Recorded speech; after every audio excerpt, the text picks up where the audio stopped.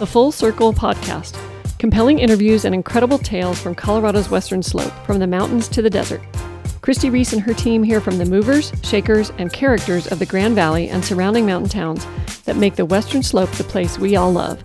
You'll learn, you'll laugh, you'll love with The Full Circle. Hello, everyone, and welcome to the Full Circle Podcast. I'm your host, Christi Reece, and today I'm really excited to have here the Director of Grants and Community Outreach from the Western Colorado Community Foundation, Tedi Gillespie. Welcome, Tedi. Thank you. Great to be here. So glad to get to talk to you because you have a lot going on at the Community Foundation, and I want to start with a little background on the foundation so people know how long you've been in existence, what your role has been in the community, and how that has changed over the years. And I also want to hear about your building a little bit because I think that's an important part of your journey. Absolutely.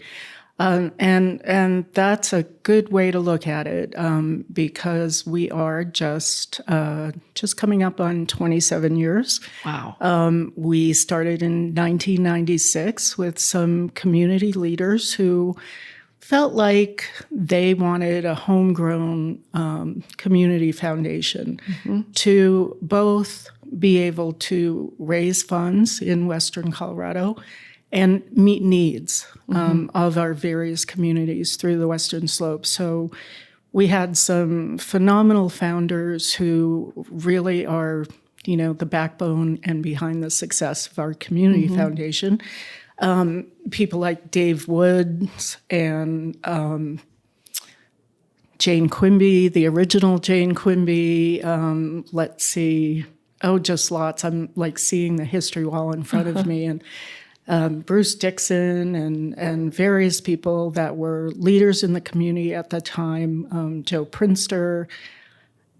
So these leaders wanted to establish the foundation, which they did, and community foundations are different. We say if you've met one community foundation, you've met one, because we're very unique to our own communities, but essentially a community foundation versus an issues-based foundation like a health foundation or a children's foundation, et cetera. We don't focus on just one issue. We focus across the board on the needs in the community.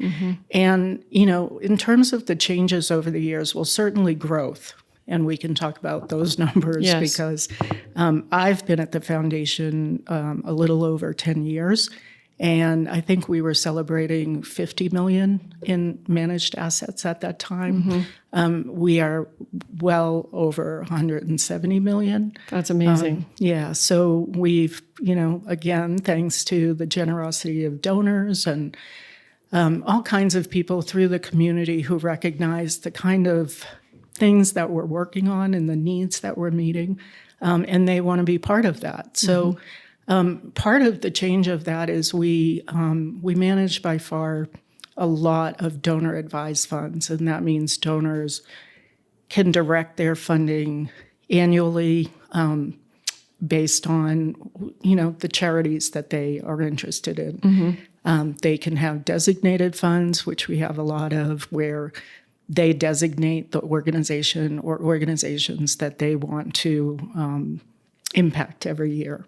And then we have field of interest funds, which donors can establish based on a sector that they want to impact, like children's health or basic needs and the environment, different things like that. But I would say that, the biggest change that we see and where community foundations want to grow to is to be able to have more discretionary funds. And so being the folks that work like myself and my colleagues in the communities and see the needs on the day-to-day basis and see the changing of needs, I think that's really where a community foundation really excels in terms of being able to be flexible.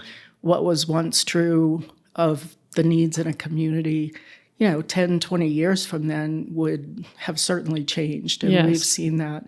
And so it's not, me personally or our staff that's here now. it's kind of the mission of the Community Foundation that 20, 30, 40 years from now, we would be able to see the changing needs and address those with, the donor advised or whatever the funds we have. So. And focusing some discretionary funds where they're needed most, as opposed to just always having the same amounts go to different organizations. Correct. So you keep in touch with all of the nonprofits in the community. We do. That's a big job because we have a lot here, but keeping abreast of what they're facing is really important for the Community Foundation. Mm-hmm. Yeah, and we really consider ourselves and our nonprofits partners. It's definitely a partnership. We provide funding, but they're doing the work. And we would not be able to do what we do and address the issues that we are without those nonprofits on the front lines providing the services. So I think that most people know kind of how a community foundation is structured or organized, but for those people that don't, and maybe there's some listeners or watchers out there who are thinking, I have the charities that I like to give to and I write them a check directly. Why should I give money to the community foundation instead? Right. We address that question a lot. It's a very good one. We don't want to replace. If a donor wants to give directly to a charity, that's great. What we feel we bring to the community is not only our community foundation, and not all community foundations focus on endowments like we do. And so we work with a lot of folks who want their funding invested. And that's what we do. And so it grows over time and it's there for good for the community. And I often share with people that, again, welcome and we support when folks want to write that check directly. But with us, the donor has the benefit of not only the ability to invest in a pool with great returns, that is part of how we've grown over the years. In addition to more and more donors, we have a great investment strategy and returns on those investments so that for a given organization, a donor could establish a legacy fund, an endowment fund that will support that organization over the long term. And that's a little different from writing a check. We kind of, we also talk about the United Way, which is a great organization and partners of ours, and kind of the difference there where, they raise money and then distribute it annually. So we think of that kind of like the checkbook of the community, and we think of ourselves more as the savings account. Oh. So, like that. So the money is there and it's invested. And one of the things that I've spoken with some of our funds about is the fact that our staff can be those eyes and ears on the ground, and not that our nonprofits partners need monitoring, but things happen over time, and we kind of have our fingers on the pulse of this organization might be going through, some transition. They may need different things than what a donor may perceive that they need. So we can really work to be that broker between the donor and the organization for the best benefits for the community. And there's also advantage to donors for the Community Foundation if they don't have a charity that they really like giving to on a consistent basis, to say, here's some money and let's put it to the best good. You let me know, Community Foundation, where this can be used, where it's needed most right now. We work with a lot of donors in that respect. We do, everything is really person to person, custom to the donor's needs and their charitable intent. So whether you're talking to one of our donor relations specialists or our program folks, with really the expertise on the program side, you put that donor intent together with, the program expertise, and we think it yields best results for the community. So for a nonprofit organization that is needing help, do they come and apply with you if they need a special, they've got a special project going on that they need funds for? Is that how that works? Yes, indeed.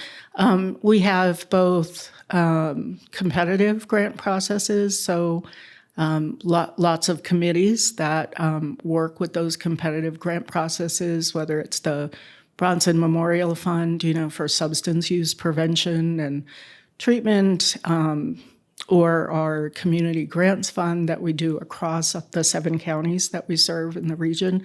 And so those organizations are applying, and it is a competitive process. So there's always more need than there is funding, but that is one way that organizations can, access the different funds that we manage. But also, because of the donor-directed, donor-advised funds and the number of those that we manage, we have what we call a request for funding process, and that is more of a submission to let us know about the need so that we can potentially match that with donor interest. And so that's not necessarily a grant process where it's like, we have funding for, substance use prevention right now. This is kind of an open call for letters of interest, is another way to put it. And so that's year-round. Nonprofits can submit through that, and we review them quarterly. But also we have relationships where I'm pretty sure every nonprofit in Mesa County and most nonprofits across the Western Slope have either my office or my cell phone number. So they can call me directly and let me know what's going on. And it is the Western Colorado Community Foundation. So what region do you feel that you serve? Sure. We serve 7 counties. So that's Eagle, Rio Blanco, Garfield, Mesa County, Delta, Montrose, and Ouray. So that's the 7 that we serve. And do you have offices in all of those locations? We don't have offices, but we travel a lot. And we did just add a regional outreach director, Vickery Hall, who is our newest staff person, and she's located in Ouray. So Wonderful. That will go a long way towards helping our outreach, whether it's with donors or nonprofits or both, in our southern counties. And when people donate, are they typically donating to keep the money in the community where they live? Sometimes. For the most part, yes. The majority of our donors are by far place-based and wanting to impact Western Colorado. It doesn't mean that they can't ask for a grant to go to victims of Helene in North Carolina. We don't do a lot of... I would say we don't do any outside of the United States except through international organizations that are based. But also, even within our community foundation in our regions, we have established what we call local community funds.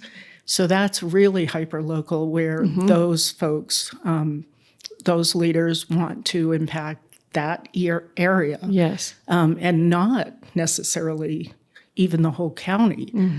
For example, in Delta, we have 3 different local community funds, and that includes the Surface Creek Community Fund, the West Elk Community Fund, and the town of Delta proper. So that's really where people want to both raise the money and impact the issues. That's a lot to know. That's great. Well, obviously, it's a really vital part of our community. And I want to just highlight some numbers from the 2023 annual report. So $6 million in new donations and legacy gifts last year, 14 new donor funds established, $6.6 million in grants and scholarships distributed. Amazing. And as you said before, $170 million in total assets. That's really incredible. And I wonder how that compares to other foundations of our size, because that seems like an amazing number. We feel pretty good, especially because it just continues. It's not like even during COVID that we had, flat years.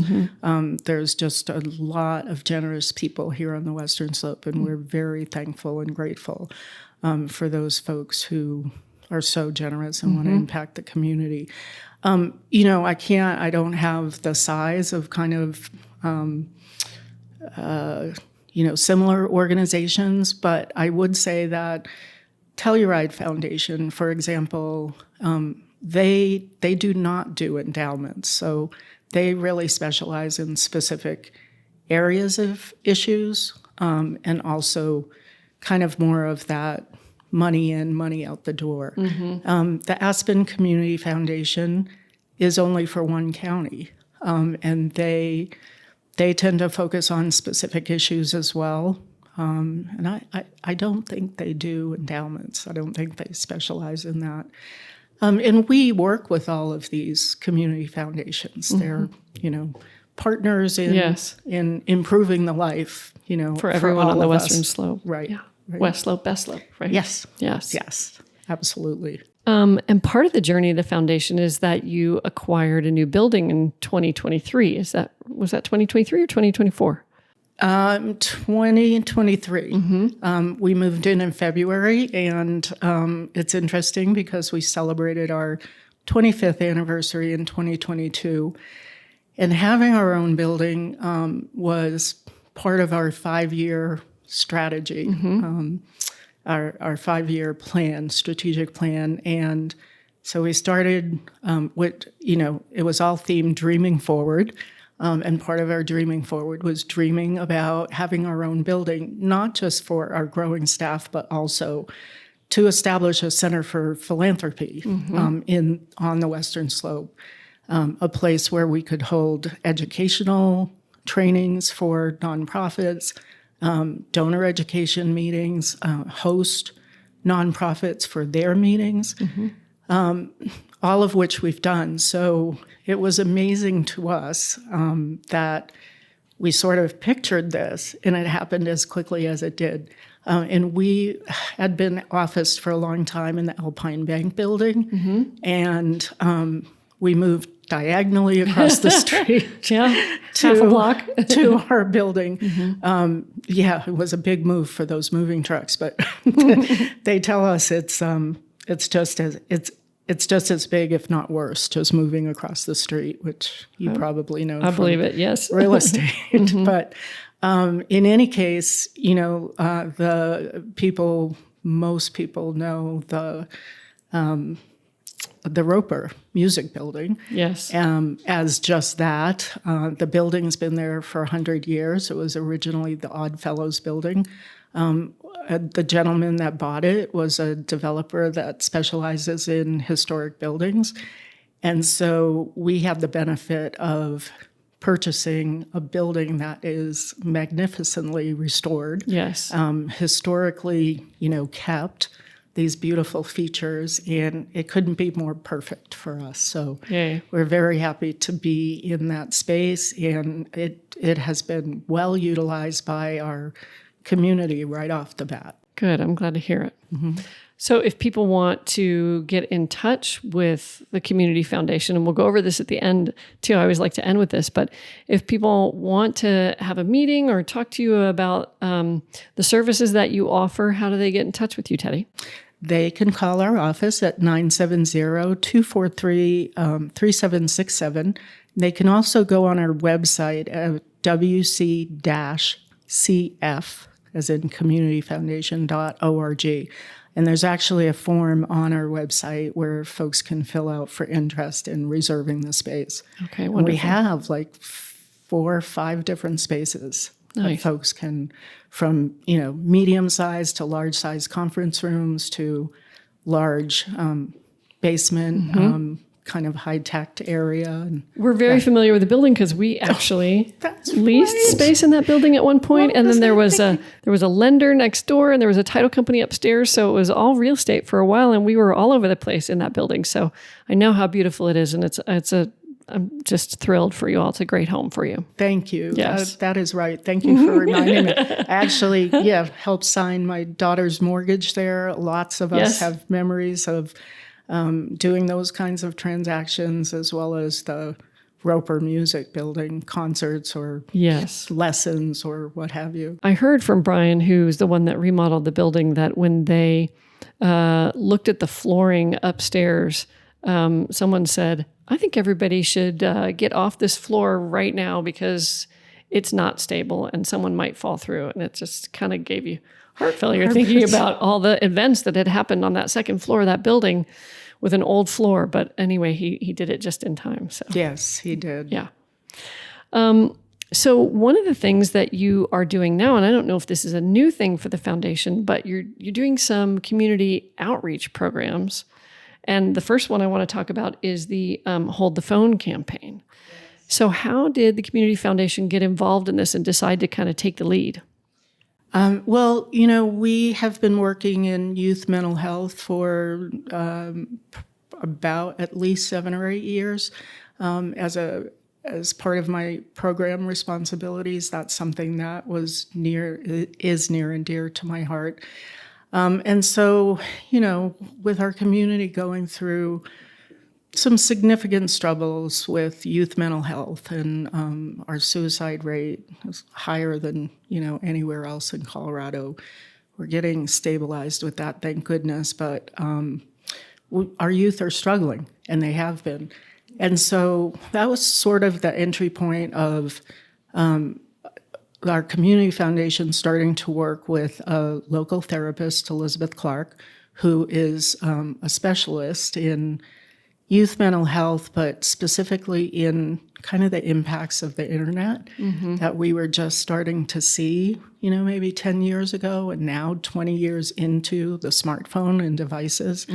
We are really seeing the impacts on our youth and ourselves. Well, and the pandemic just intensified that. It exacerbated many things, yes. Mm-hmm. And so, sort of around 2017, 18, we started partnering with Elizabeth Clark, our school district, the Mesa County Libraries, and Hilltop, and offering presentations for families and youth just to be smarter, to stay powerful online, right? Because we were starting to recognize all of the dark places and places kids could go on the internet, and all of the things that was sort of doing. And so that was really our foray into this area. We also were working deeply in children's hunger, and we continue to do that. So that's another issue-based focus that we have had for quite some time. And people usually know us by our Lunch Lizard partnership with the school district.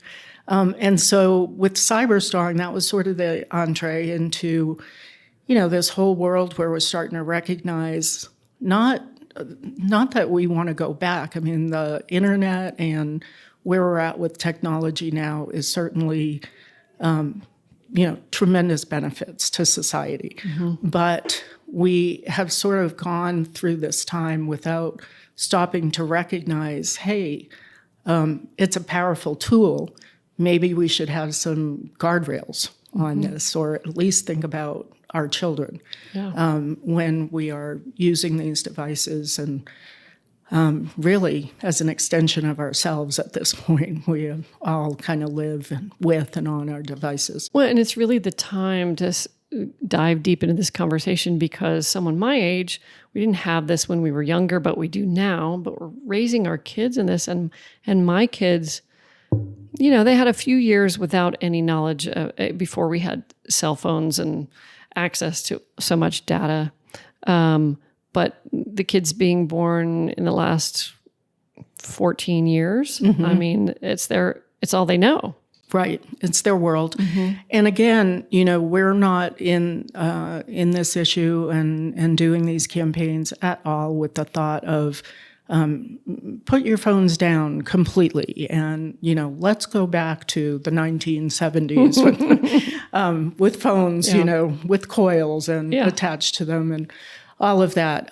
We're simply trying to share with folks that we need to be more mindful And so, sort of we evolved with that work with Elizabeth Clark and our school district and community leaders having conversations to the point where, in this past year, the school district had looked at implementing a cell phone policy, a no cell phone policy for middle schools and high schools. And they had a cell phone policy, but as Dr. Hill would explain, that had been on the books for 10, 15 years, but it was hard to enforce. And it was sporadically, enforced. And goodness knows teachers have enough to do in trying to teach and help our kids and everything else. And so enforcing a cell phone policy when, this one has one, this one doesn't, that kind of thing.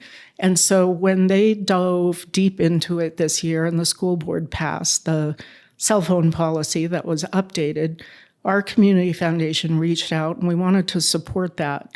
Not the enforcement of it, certainly that was the school district's job, but how could we support the teachers who have enough to do in the classrooms? How could we support, sort of the environment to say this is okay? And what we started hearing from kids is that, it wasn't so much that they wanted to be on their phone all the time, but they had that fear of missing out. If they were going to put their phone down, what were they missing? But if everybody didn't have access to their phone, they didn't have that so much. It took away that. So what we did is we talked to our donors and the community and held a campaign we called, Hold the Phone. And it was to purchase these cell phone holders, 3 different kinds, one more that shoe like a shoe holder type of thing over the doorway. One was like a little box. One's a box you could open up and put a lock on. Another was more of a cubby, an open cubby. And the school district polled all of the middle school and high school teachers.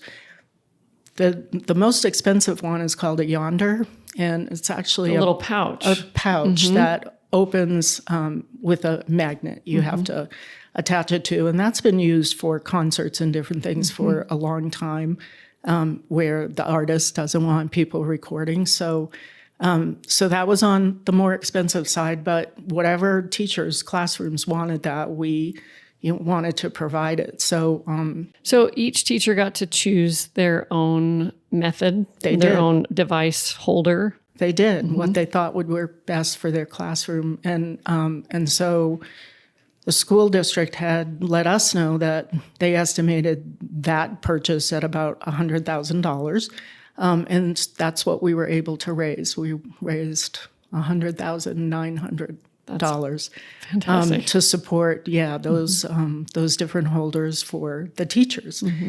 And result-wise, Dr. Hill has been sharing with us, there wasn't nearly the amount of pushback that the district thought they would have.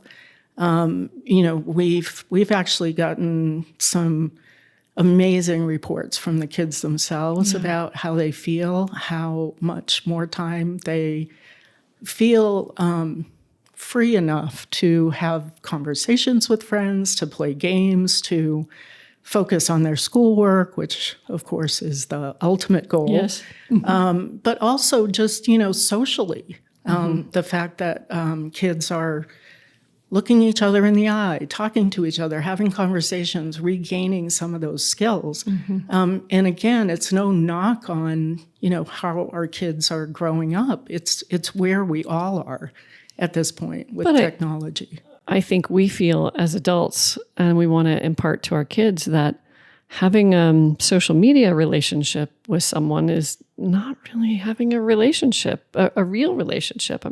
In person is always going to be more significant and more impactful.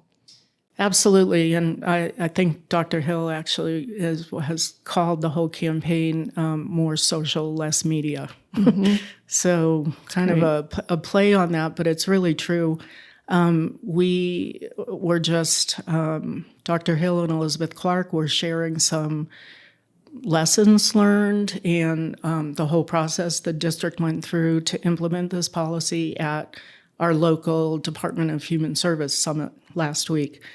And as a part of the panel, there was a professor who is in charge of the Masters of Social Work program at CMU. And she was sharing with us that what they're seeing is students coming in from the high schools into that program, or even from the BA program. One of the first things they have to teach and go over is a lot of the skills that have kind of been lost in our, in our deployment of so much tech and less in person. So kind of how to have a conversation, how to, have these very social face-to-face interactions that are kind of lost as part of this process. So that's been an interesting. Yeah, I'll share that when I was in college, I spent a summer in Europe, mostly in youth hostels, staying in youth hostels with my cousin. And what a great experience. And we met so many other travelers along the way.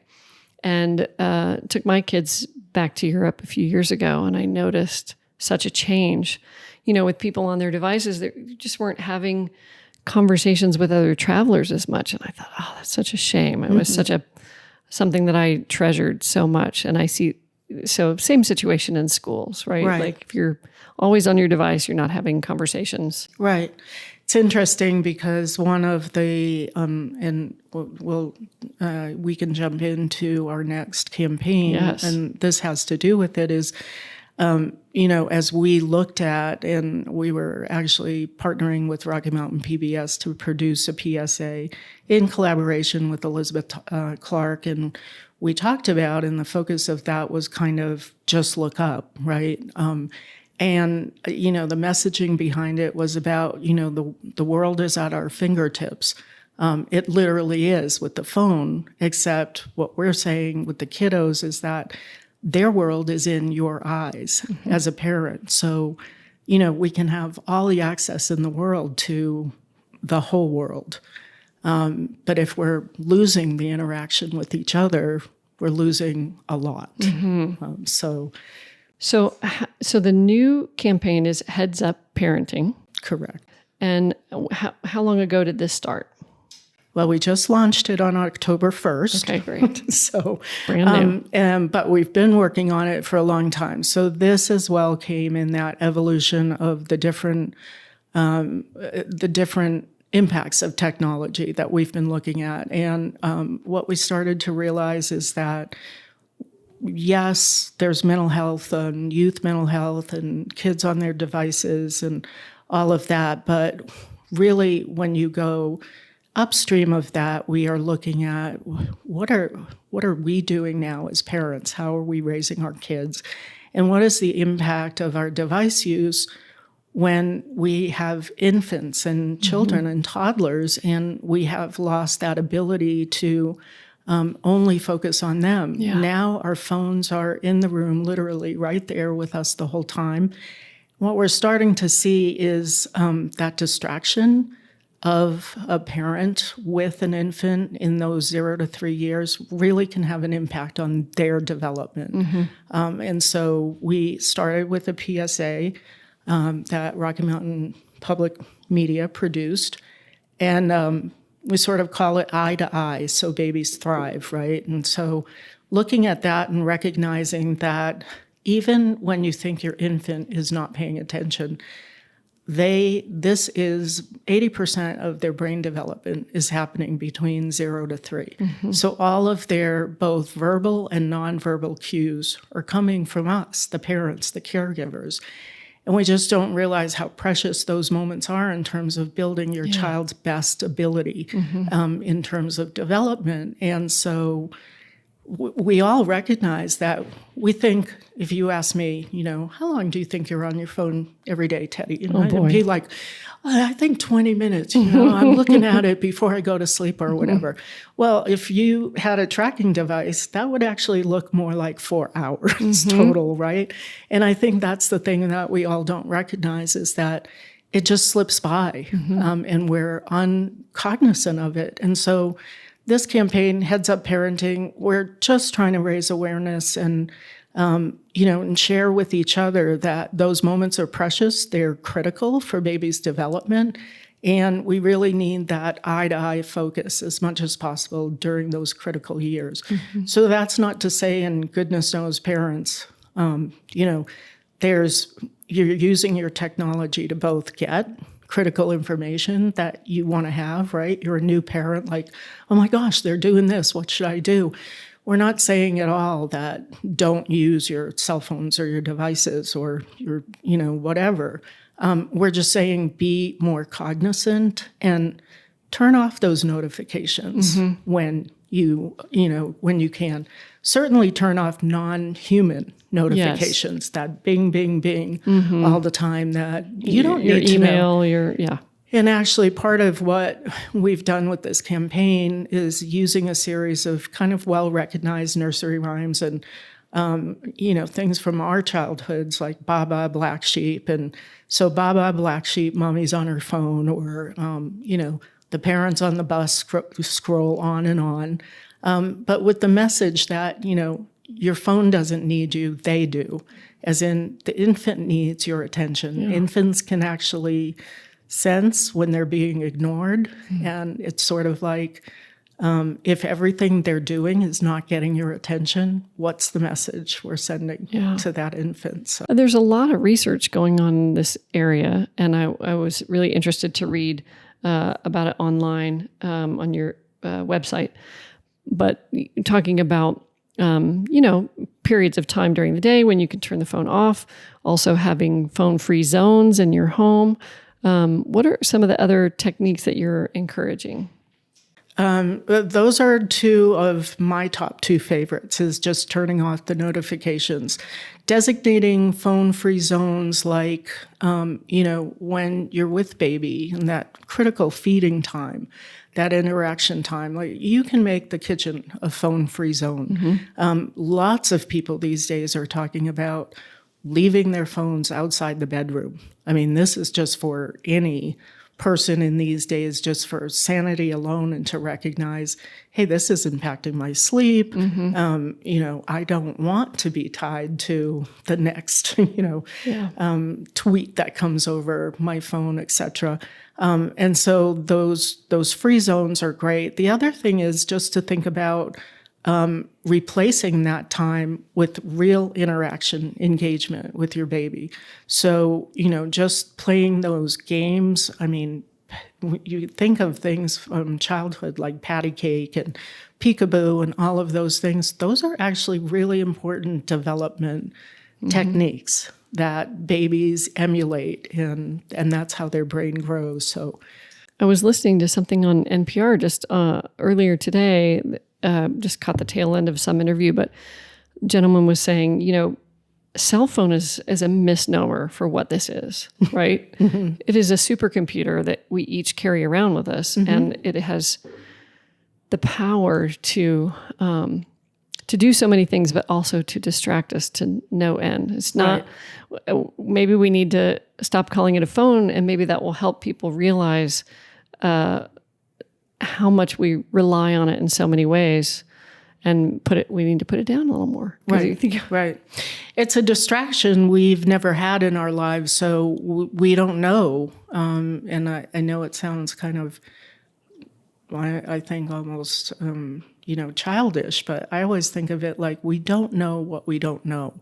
And now that we've started to see the research, that we're learning just how impactful this is, to take 2 minutes and stop and think about it and say, why am I giving this in my hand more attention than I am my baby even, or, my family at the dinner table or whatever. But it is all of us. So, in this campaign, your phone doesn't need you, they do. Just sort of raise that awareness and think about it, because we're all there. It's not, you're doing this and it's doing it badly. Elizabeth Clark, when we first started into this journey with her, often would talk about in the presentations that it's similar to the automobile. So with the development of the automobile, one of the greatest technology advances, right, that really changed our worlds and brought us access to places far away and all of that. But when it happened and we all got automobiles, we didn't have stop signs, we didn't have traffic lights, we didn't have sidewalks, and so there were all kinds of unintended consequences. And so similar with technology, we want to be cognizant of the unintended consequences. What is this doing to us as our humanity? And we just want to do a better job with that. So people can find out more about the Heads Up Parenting campaign at your website, wc-cf.org/headsup. But if you just go to WCCF or type in Western Colorado Community Foundation, you'll get to the website and find more information. I would encourage our listeners to go read some of the information there, because the studies are really powerful and kind of give you goosebumps about, the changes that we need to make, and encouraging young, or not even young parents, but new parents to really pay attention to this information. Yes, thank you.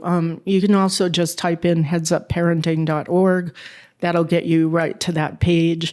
And part of our campaign, our outreach, is to talk to pediatricians and providers and primary care and, caregivers, child care centers, just to help spread this word. And I know that everyone I've talked to since we've begun this campaign is just like, hit yourself in the forehead. Of course, this makes sense. Yeah. Yes, we should think about this more. And maybe if we all just thought a little bit more about it, we could do things differently. I share a story about Elizabeth and I being at some kind of an event. I think it was at Rocky Mountain PBS, and talking about the kinds of things that we were doing together, and with a mom that was, due in 2 months, I think. And so we were explaining what we do and about the PSA that we had produced with them. And she just got goosebumps and literally got so emotional and said, I feel like you've just changed the trajectory of my kid's life. Wow. Because she said, I never would have thought about this stuff, but now I won't stop thinking about it. So it's really kind of poignant as far as... Are you looking for more funds for this project? Of course. Yes. Thank you for asking. So it's not just about information, but if you want to, if this topic is important to you, go donate to the Western Colorado Community Foundation to help this project. Yeah, thank you. We're always happy to talk to folks that want to be part of our work, and we've had some generous donors supporting this, but we have already seen, a media campaign done well does take a lot of funds, and we do not want to do a 3-month, 6-month campaign and just be done with it. We're on a journey here, starting with the, cell phones and supporting the schools. We are piloting a lot of this stuff in Mesa County, but we've got 7 counties that are all struggling with the same issues. And we would just love to continue this work. And we're learning, even as we're just unveiling it, different things that we can do and grow into supporting to really support our communities in this journey that all of us are on in trying to do better. Thank you. You brought some of the materials for the campaign. Love to hold some up to the camera and show what you were talking about with the nursery rhymes. Sure. Do I need to be? Well, let me read one or two of them. You have one that is, it's raining, it's pouring, and Daddy keeps scrolling. Your phone doesn't need you, they do. It's great. And this one is Baba Black Sheep, Mommy's on her phone. Yep. And I've got the Itsy Bitsy Spider, Felt Ignored Again. And on the back of all of these materials, what we do is have, 3 simple how to actually reduce your screen time, and including the ones you mentioned, Christi, turn off your non-human notifications, and maybe all of them, and then create device-free zones, especially starting with the baby's room, and then use screen time limits. You can set things so that you're actually aware, oh, wow, that 30 minutes just went fast. All I've been doing is scrolling or checking my messages or what have you. So these are the kinds of materials, and we have them in English and Spanish, and we have these to have, the information we'll be able to share with, as I said, providers and out there in the community, and on our website. You'll be able to say, I want to be in touch. I want some of these materials for my office or my school or what have you. So that's what we're committed to doing. Wonderful. Well, thank you for the work of the Community Foundation, dedicated to the health of the children in our community and around Western Colorado. It's really amazing. Well, thanks for helping us share that message. Yes. Yeah. Thank you for being with us today, Tedi. I really appreciate your time. And again, for our listeners and our viewers, if you want to learn more about the Community Foundation, please go to their website. They always need funds for all kinds of things, but you can just donate to the general fund and do a lot of good around Western Colorado. So, yes, thank you. Thank you. All right, everybody. We'll see you next time on the Full Circle podcast. Thank you so much for joining us. Have a great day. Bye. Thanks for listening. This is Christi Reece signing out from the Full Circle podcast.